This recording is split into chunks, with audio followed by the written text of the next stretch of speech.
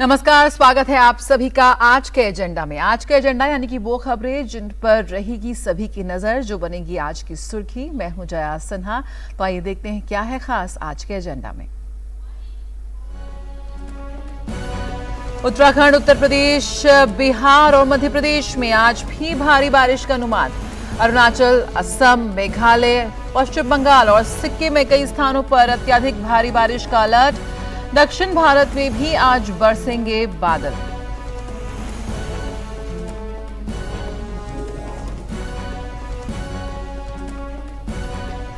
PM Modi के France दौरे को लेकर पेरिस में जबरदस्त उत्साह। बैस्टिल डे परेड में प्रदर्शन के लिए भारतीय सेना की टुकड़ी की जोरदार तैयारियां। फ्रांस के साथ रणनीतिक साझेदारी को मजबूती देगी पीएम मोदी की यात्रा।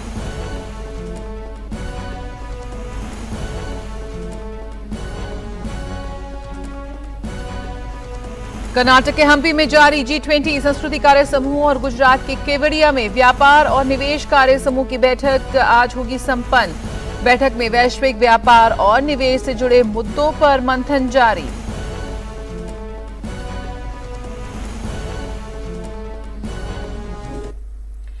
और आज के एजेंडा में सबसे पहले बात करते हैं मौसम की। उत्तराखंड, उत्तर प्रदेश, बिहार और मध्य प्रदेश में आज भी अलग अलग स्थानों पर मौसम विभाग ने भारी बारिश का अनुमान जताया है, जबकि अरुणाचल प्रदेश, असम, मेघालय, उप हिमालयी पश्चिम बंगाल और सिक्किम की बात करें तो यहां कहीं कहीं अत्यधिक भारी बारिश की संभावना जताई गई है।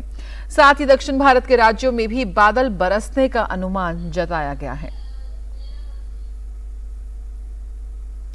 तो मौसम पर आज का अनुमान हम देख सकते हैं तस्वीरों में। हिमाचल प्रदेश, दिल्ली, उत्तराखंड, हरियाणा, तमाम जगह जहां पर मूसलाधार बारिश की वजह से अस्त व्यस्त है जीवन। उत्तराखंड के 8 जिलों में आज भारी बारिश का रेड अलर्ट जारी किया गया है। वहीं अन्य 5 जिलों में बारिश का येलो अलर्ट जारी किया गया है। मौसम विभाग ने चमोली, पौड़ी, पिथौरागढ़, बागेश्वर, अल्मोड़ा, चंपावत, नैनीताल और उधम सिंह नगर में बारिश का रेड अलर्ट और उत्तरकाशी, रुद्रप्रयाग, टिहरी, देहरादून, हरिद्वार के लिए येलो अलर्ट जारी किया है। मौसम विज्ञान केंद्र के निदेशक विक्रम सिंह ने बताया कि सभी जिलों में बिजली चमकने और तेज गर्जना के साथ कहीं हल्की तो कहीं भारी बारिश की संभावना है। आज पूरे पंजाब में भी मौसम विभाग ने बारिश का अलर्ट जारी किया है। पंजाब में आज और कल ब्यास व सतलुज नदियों के जलस्तर में बढ़ोतरी की संभावना है। दरअसल भाखड़ा बांध प्रबंधन ने अगले 2 दिन पौंग डाम व भाखड़ा बांध से तकरीबन 55 क्यूसेक पानी छोड़ने का फैसला किया है। ऐसे में जब सतलुज में पानी छोड़ने पर निचले इलाकों में दिक्कत हो सकती है। उधर यमुना नदी का जलस्तर बढ़ने से सोमवार देर रात करीब 2 बजे हरियाणा के पानीपत के नवादा और तमाशाबाद में बांध टूट गया। कुरुक्षेत्र, हिसार, करनाल, भिवानी और यमुनानगर के सैकड़ों गांवों में पानी घुस गया है।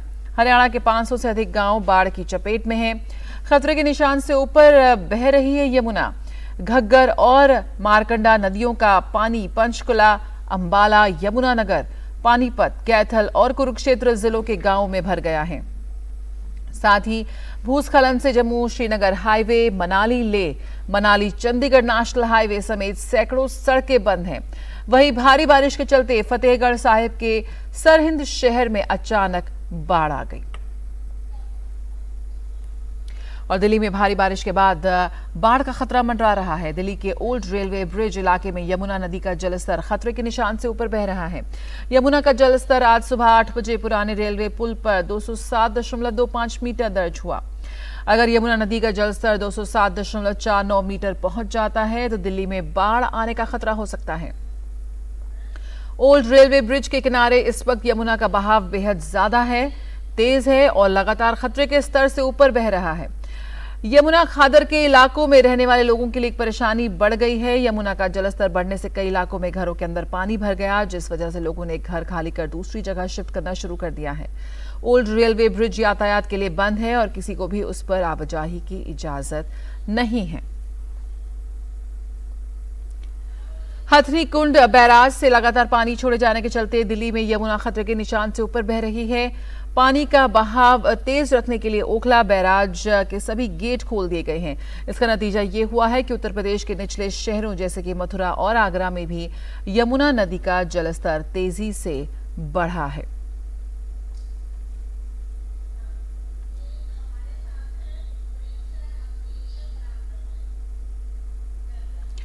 तो इस वक्त हमारे संवाददाता हमारे साथ जुड़ चुके हैं, सीधे रुख करते हैं चंडीगढ़ से प्रिंस हमारे साथ मौजूद है, देहरादून से अवधेश नौटियाल हमारे साथ मौजूद हैं, साथ ही साथ पराक्रम इस वक्त मौजूद है राजधानी दिल्ली से। सबसे पहले आइए हम यहाँ पर अवधेश का रुख कर लेते हैं। अवधेश, जिस तरह से पहाड़ी इलाकों में तबाही मच रही है, लगातार बारिश की वजह से जगह जगह भूस्खलन हो रहा है, इस वक्त क्या कुछ अपडेट है? कौन से ऐसे इलाके हैं जो अभी भी बहुत ज्यादा प्रभावित बताए जा रहे हैं? बिल्कुल जया, जो अभी बारिश रुकी हुई थी, अगर देहरादून शहर की बात करूं तो बारिश दोबारा देहरादून शहर में शुरू हो गई है। हालांकि अभी हल्की बारिश है, लेकिन एक बार फिर शुरू हो गई है।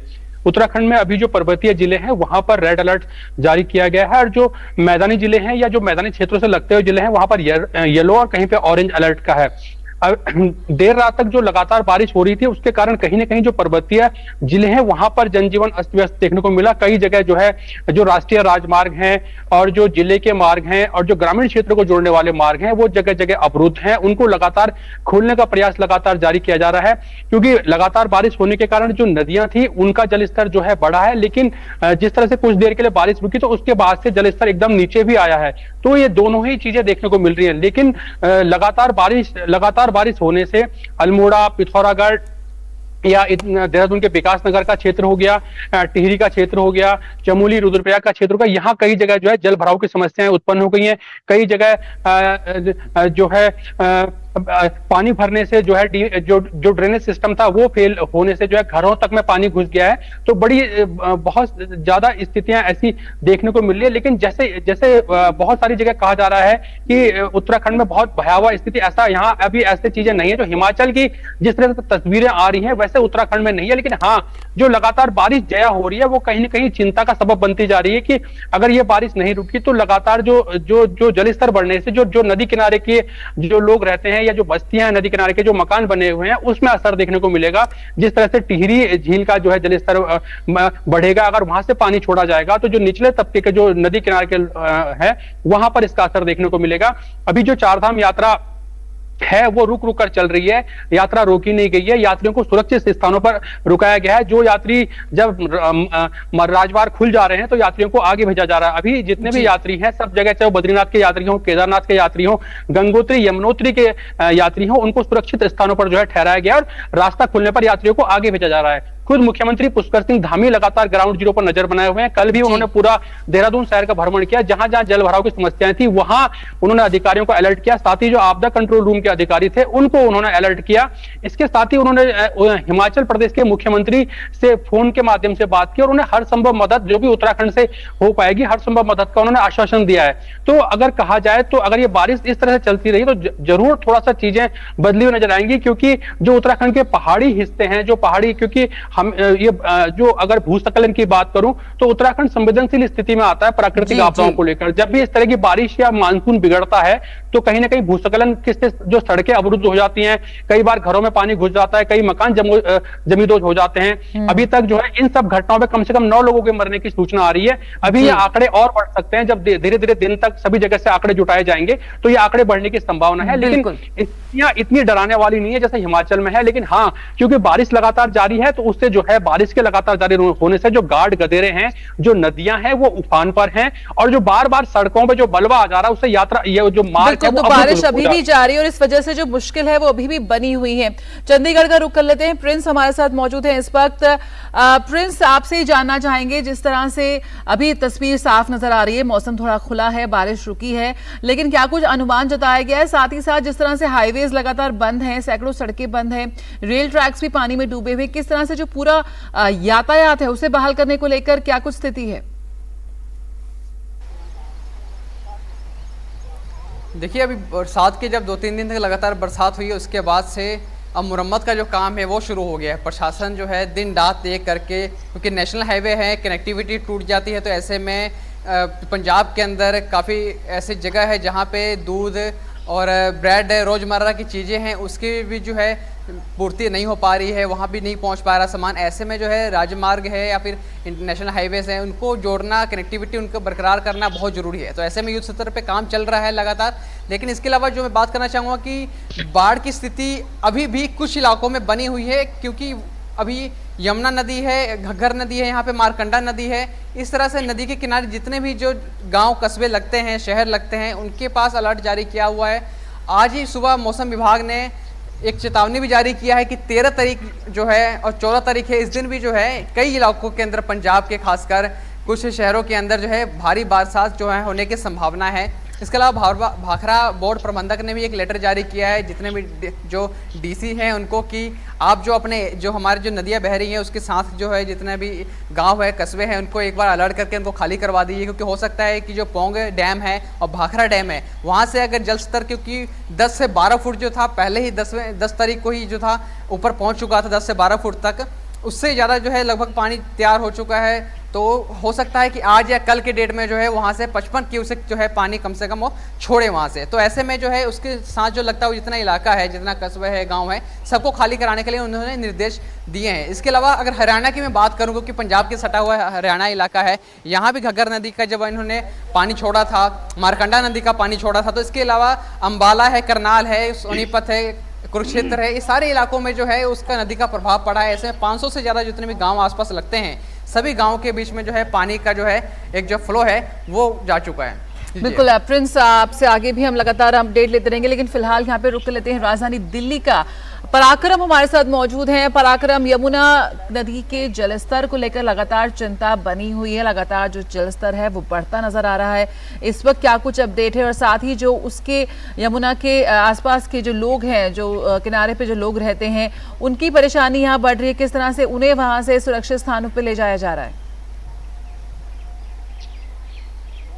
जया, यमुना नदी का जो जलस्तर है वो चिंताजनक स्थिति से लगातार बढ़ रहा है। ग्राउंड जीरो पर डीडी न्यूज़ बीते 2 दिनों से बना हुआ है। हम यहाँ पर आज सुबह से मौजूद हैं और आपको बता दें कि जो सुबह का आंकड़ा जो कि आपने भी जिक्र किया 207.25, लेकिन अब जो जल स्तर है खतरे के निशान से जो ऊपर पहुंच चुका था, वो जो स्तर है वो 207.49 के स्तर को छू चुका है। और इसी के साथ जया, बीते 10 सालों का रिकॉर्ड भी टूटा है। आपको बता दें कि 2013 में 207.32 ये स्तर था यमुना का, जो कि खतरे के निशान से ऊपर था। लेकिन अब 10 सालों के स्तर को, रिकॉर्ड को तोड़ते हुए यमुना का जलस्तर तेजी से लगातार बढ़ रहा है। इन सब के बीच में हालात चिंताजनक तो है ही। जो निचले इलाके हैं यहाँ के आसपास के, वहाँ पर लोगों के घरों में पानी भर गया है। उनमें से अधिकतर लोग जो हैं वो अपने घरों को छोड़ करके राहत शिविरों में जा चुके हैं। लेकिन इसके साथ साथ ऐसे भी लोग, ऐसे भी परिवार हैं जो अपने घर को नहीं छोड़ रहे हैं। वो ये इंतजार कर रहे हैं कि अगर किसी भी स्थिति में पानी कम होता है तो वो वहीं बने रहना चाहते हैं, जो कि चिंता की बात है। जया, कल हमने देखा दिल्ली के एलजी ने इस क्षेत्र का दौरा किया था। अब हम ये कह सकते हैं कि आरोप प्रत्यारोप की राजनीति यहां पर शुरू हो चुकी है। दिल्ली की एलजी ने केजरीवाल सरकार पर निशाना साधते हुए ये कहा कि तैयारियां पहले से पुख्ता होती तो ये हालात नहीं होते। वाकई में ड्रेनेज की जो ट्रीटमेंट प्लांट है या सीवेज ट्रीटमेंट प्लांट है या फिर रेन वाटर हार्वेस्टिंग का जो सिस्टम है, उसको यदि समय पर मेंटेन नहीं किया जाता है या फिर उस हिसाब से कॉलोनियों को या बसाहट को नहीं बसाया जाता है, तो फिर ये स्थिति हर बार, हर साल एक ही तस्वीर हमें देखने को मिलती है। जया, इस बार हम यमुना के जलस्तर की बात कर रहे हैं, बारिश का मौसम शुरू हो चुका है, फिर हम दिल्ली के प्रदूषण की चर्चा करेंगे और उससे कुछ महीनों बाद हम चर्चा करेंगे जया कि त्योहारी मौसम शुरू हो चुका है, फिर हम देखेंगे कि झाग वाली यमुना में सूर्य को अर्घ्य दिया जाएगा। तो हर साल जब ये स्थिति होती है तो इसके लिए बहुत जरूरी है कि मेंटेन किया जाए सिस्टम को, और उसके लिए कम से कम यमुना नदी को राजनीति का अखाड़ा ना बनाया जाए, क्योंकि सीधे तौर पर इससे यदि कोई प्रभावित होते हैं तो वो यहाँ के स्थानीय नागरिक होते हैं। जया, बिल्कुल पराक्रम, हमारे साथ बने रहे। हम यहाँ पर अवधेश का रुख कर लेते हैं एक बार। अवधेश, जिस तरह से येलो अलर्ट भी जारी किया गया है, क्या अभी भी कोई ऐसे शहर हैं यहाँ पे जो पहाड़ी इलाके या टूरिस्ट इलाके हैं जहाँ पर कुछ जो पर्यटक हैं वो फंसे होने की उनकी आशंका बताई जा रही है? क्योंकि जिस तरह से हाईवेज बंद है, निकलना मुश्किल हो रहा है पहाड़ी उत्तराखंड से भी वहाँ से। देखिए बिल्कुल जया, जो है इस बार सरकार ने एक बहुत ही अच्छा पहल की है कि सरकार को पहले से जो मौसम विभाग का पूर्वानुमान जारी किया था उसके अकॉर्डिंग सरकार ने पूरी तैयारियां शुरू से कर ली थी। तो जब क्योंकि चारधाम यात्रा सुचारू थी तो सरकार ने इसको देखते हुए जो मुख्य पड़ाव है ऋषिकेश हरिद्वार यहाँ से ही जो अलर्ट कर दिया गया था और यहाँ से ही यात्रियों को धीरे धीरे आगे भेजा जा रहा था। उसी के अकॉर्डिंग जिस तरह से लगातार मौसम जो है बिगड़ता चला गया तो यात्रियों को पहले ही सुरक्षित स्थानों पर रोक दिया गया। ऐसी कोई सूचनाएं अभी नहीं है कि यात्री बीच में फंसे हों, क्योंकि सभी यात्री चाहे वो केदारनाथ जा रहे हों, चाहे वो बद्रीनाथ जा रहे हों, चाहे वो गंगोत्री यमुनोत्री जा रहे हों, उन यात्रियों को जो है जगह जगह जो सुरक्षित स्थान थे, चाहे वो धर्मशालाएं हों, चाहे वो होटल हों, वहां पर प्रशासन ने अपने स्तर से सबके रहने की व्यवस्थाएं की हैं। प्रशासन ने उनको जो खान पान है उसकी व्यवस्थाएं की हैं। कल जरूर जब गंगोत्री से जो यात्रियों का वाहन था वो आ रहा था तो रास्ते में जो बोल्डर गिरने से, जो पहाड़ी से पत्थर गिरे उसके दबने से जो है उन यात्रियों की मौत हुई है। लेकिन प्रशासन अपनी तरफ से पूरी तरह से चौकस है। यात्रियों को जगह जगह यात्रियों को किसी भी कीमत पर जब तक सड़क का पूरा क्लियरेंस नहीं मिल रहा है किसी भी धाम का, चाहे वो केदार धाम हो, बद्री धाम हो, गंगोत्री यमुनोत्री, तब तक यात्रियों को आगे नहीं भेजा जा रहा है और जो यात्री वहां पहुंच चुके हैं उनको वापिस नहीं भेजा जा रहा। तो इस बार सरकार की तैयारियां पिछली बार की तरह पुख्ता है। यात्रियों की सुरक्षा को लेकर कांवड़ यात्रा भी यहाँ पर जारी है। कांवड़िए भी, चूंकि पैदल यात्रा लगातार चल रही है, देहरादून शहर हो, हरिद्वार हो या गंगोत्री से जो कांवड़िए ला रहे हैं वो आ रहे हो। हाँ, जब कभी रास्ता बंद हो जा रहा है तो कुछ देर के लिए जरूर अवरुद्ध पड़ रहा है, लेकिन जो पैदल कांवड़िए हैं वो लगातार चल रहे हैं। बाकी प्रशासन ने इस बार जो पहले से जो डेंजर जोन है, जो पर्वतीय इलाकों में जो डेंजर जोन है, जहां पर हमेशा स्लाइड आती रहती है, भूस्खलन होता रहता है या मलबा आने को लेकर, चाहे वो सिरोबगढ़ का क्षेत्र हो, चाहे वो गंगोत्री यमुनोत्री का क्षेत्र हो, चाहे वो बद्रीनाथ का क्षेत्र हो, तो सरकार ने पहले वो डेंजर जोन चिन्हित कर लिए थे और वहां पर जो बिल्कुल, तो कई राज्यों में आज भी भारी बारिश का अनुमान जारी है। तो इस तरह से हमारे संवाददाता बता रहे थे, लेकिन इस पर तैयारी की थी प्रशासन की ओर से। फिलहाल उत्तराखंड में जो है कई जगहों पर येलो अलर्ट भी किया गया है। आज भी मौसम विभाग की ओर से कई राज्यों में बारिश का अनुमान जताया गया हो, बात हो पर्वतीय इलाकों की या फिर अगर हम बात करें असम की, दिल्ली में भी लगातार बाढ़ का खतरा मंडरा रहा है यमुना का जलस्तर बढ़ने से। बहुत बहुत शुक्रिया हमारे संवाददाता जो इस वक्त जुड़े ग्राउंड जीरो से, उनसे आगे भी हम लगातार अपडेट लेते रहेंगे। बहुत बहुत शुक्रिया तमाम संवाददाताओं का, प्रिंस चंडीगढ़ से, अवधेश देहरादून से और पराक्रम राजधानी दिल्ली से जुड़े हुए थे। और आइए अब बात कर लेते हैं प्रधानमंत्री के फ्रांस दौरे की। प्रधानमंत्री नरेंद्र मोदी 14 जुलाई को फ्रांस की राजधानी पेरिस में बैस्टिल डे परेड में मुख्य अतिथि के रूप में भाग लेंगे। इस बार पेरिस में बैस्टिल डे परेड में फ्रांसीसी सैनिकों के साथ भारतीय सेना की पंजाब रेजिमेंट, नौसेना और वायुसेना के जवान भी मार्च करेंगे। फ्रांस में भारतीय सेना की टुकड़ी बैस्टिल दिवस समारोह में भाग लेने के लिए तैयार है, इसलिए सैनिकों की तैयारियां जोरों पर हैं। भारतीय राफेल जेट फ्रांस पहुंच गए हैं, जहां पे वो चार्ल्स एलिजीज के ऊपर बैस्टिल डे फ्लाई पास्ट में हिस्सा ले रहे हैं। संवाददाता अमृतपाल सिंह ने विंसेंट आइसोर से बात की, जो कि समुद्री राफेल बेड़े के कमांडर हैं। Tell us about the capabilities of the Rafale, and also India and France are in talks for the Rafale Marine for the Indian Air Force, the Indian Naval aircraft carrier. So tell us about the capabilities of the Rafale Marine. So the Rafale is a multi-role capable aircraft, and of course the Navy version is able to land and be catapult launched from an aircraft carrier or just take off from a trampoline. So a very capable single-seat fighter, twin engine, long range, plenty of capabilities in terms of weapons. So we can do air to surface, air to ground, air to air, of course. So we can defend the fleet, we can attack the opponent, and we can project power with this kind of aircraft. So we are fully equipped in the French Navy with the Navy Rafale, the Navy version, and we have been using it for 23 years now in operations. So a very capable aircraft. Okay. We are here for the Bastille Day parade, in which Prime Minister Narendra Modi is the chief guest for this year. There's an Indian marching contingent of the tri-military, of the tri-services of the Indian military. How's been your soldiers' experience with them? So we are very proud of marching with foreign military servicemen. It's very interesting because in terms of culture, in terms of course uniforms, we see something else, and it's always a pleasure to cross our knowledge, our cultures, and also in terms of colors. Your aircraft carrier has done exercises with the Indian Navy. It has docked off the Goan coast. So how is the operability with the Indian Navy? So it was very interesting high-level exercise. We did that during about a week with a quite challenging scenario. Thank you for speaking to us. So clearly, the idea is that the two navies and the two militaries cooperate further, given the important relationship that India and France share, which Prime Minister Modi and President Macron will be discussing at length and taking the strategic partnership to the next level. With cameraman Ankur Arora, this is Amrit Pal Singh at the Sectori military base here in Paris. और Bastille day parade में शामिल होने के लिए France पहुंचे भारतीय सेना के जवानों का जोश देखते ही बनता है। परेड में अपना सबसे अच्छा प्रदर्शन करने के लिए तीनों सेना की टुकड़ी के जवान जमकर अभ्यास कर रहे हैं। इस अवसर पर हमारी संवाददाता मेघना देव ने कंटिजेंट लीडर से की खास बातचीत।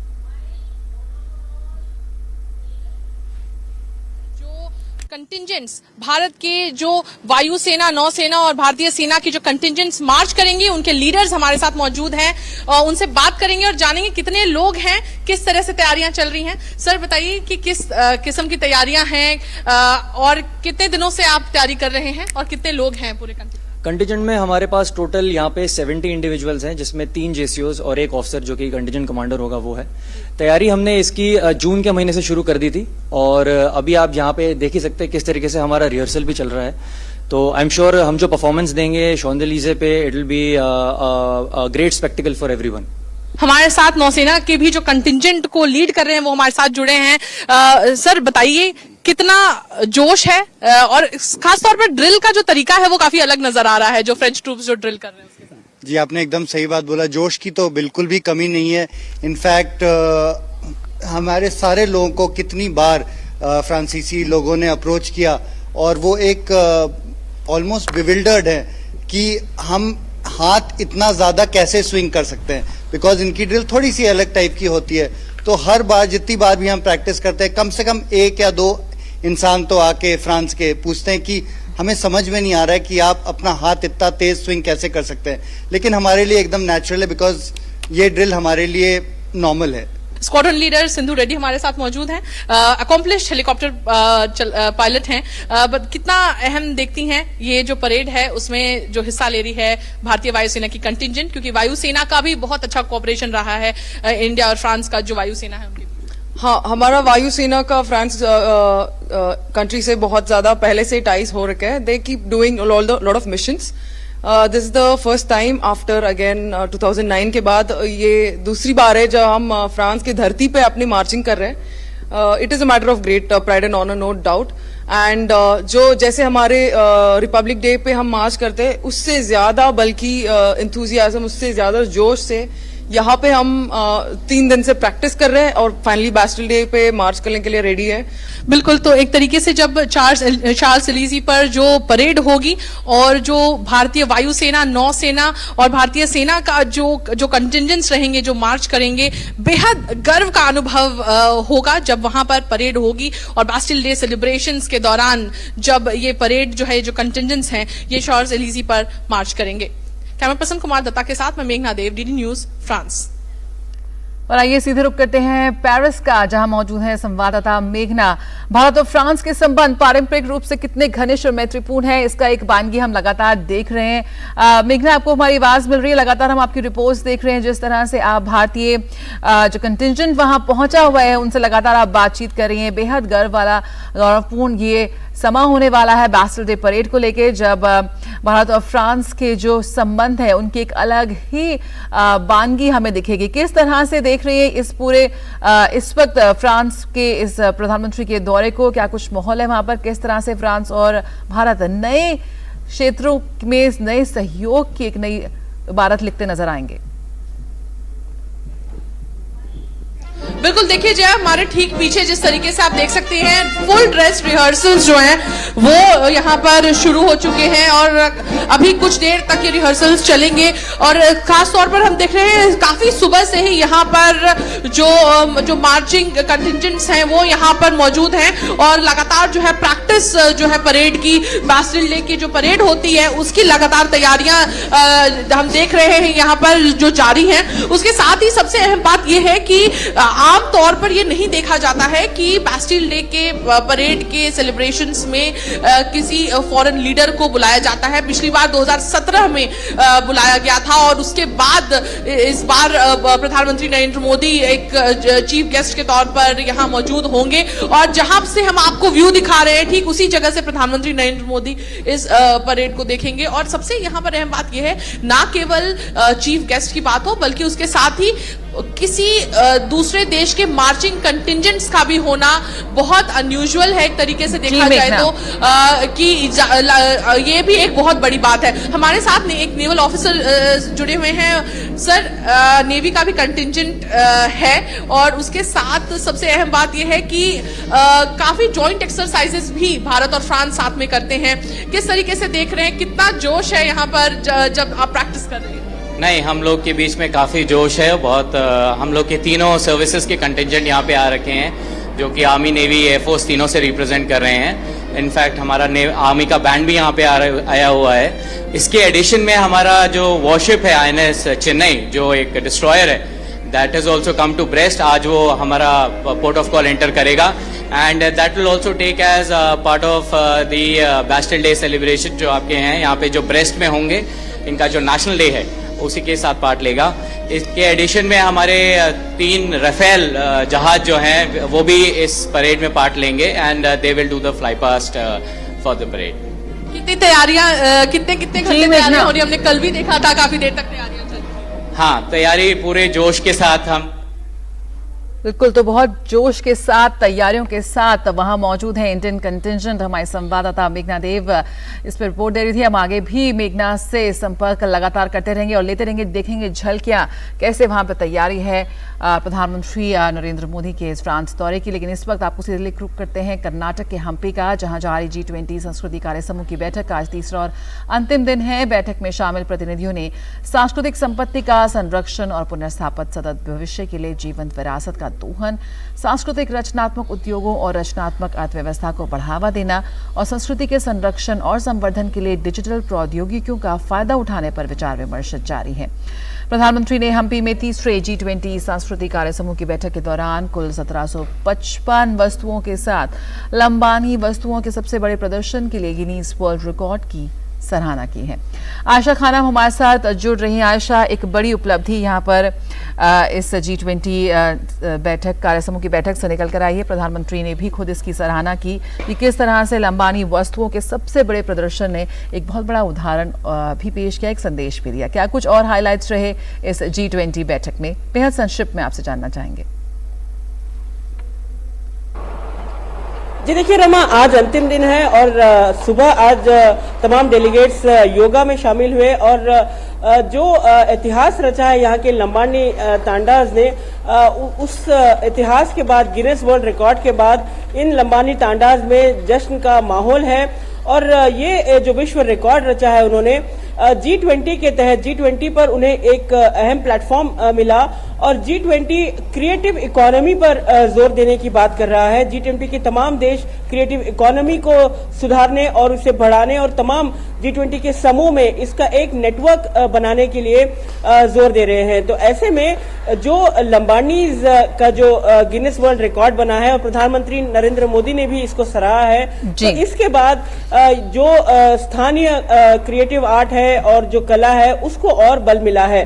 तो यहाँ से डेलीगेट्स जो है कल्चर को कैसे विकास के लिए एक माध्यम बनाया जाए, कल्चर कैसे एनेबलर रहे एक सस्टेनेबल डेवलपमेंट के लिए, इस पर इन्होंने चर्चा की है और डिजिटल टेक्नोलॉजी के इस्तेमाल पर जोर दिया है। और ये तमाम देश चाहते हैं कि डिजिटल टेक्नोलॉजी का इस्तेमाल कर ये जो पूरा ग्लोबल साउथ की बात हम कर रहे हैं और G20 की बात कर रहे हैं, इन तमाम देशों में कल्चर को प्रिजर्व करने के लिए और कल्चर की जो कड़ियां हैं इन तमाम देशों के बीच में जो डाइवर्सिटी है इसको और मजबूत बनाया जाए। तो आज ये बैठक खत्म होगी और कल से शुरू होगी शेरपास की G20 की तीसरी बैठक जो हम्पी में G20 के अलग अलग देशों से 20 मंत्री पहुंचेंगे और ये शेरपा ट्रैक की बैठक ग्लोबल कंसर्न्स और विश्व बिल्कुल आयशा, हम आपसे इस पर आगे भी अपडेट लेंगे। इस बिल्कुल जो इसके महत्वपूर्ण टेकअवेज रहे उसके ऊपर हम आगे लगातार आपसे बात करते रहेंगे, लेकिन फिलहाल आज के एजेंडा में समय इतना ही है। बहुत बहुत शुक्रिया हमसे जुड़ने के लिए। तो बिल्कुल आज के एजेंडा में इतना ही। आगे आप देख सकते हैं न्यूज़@10। मुझे दीजिए इजाजत, नमस्कार।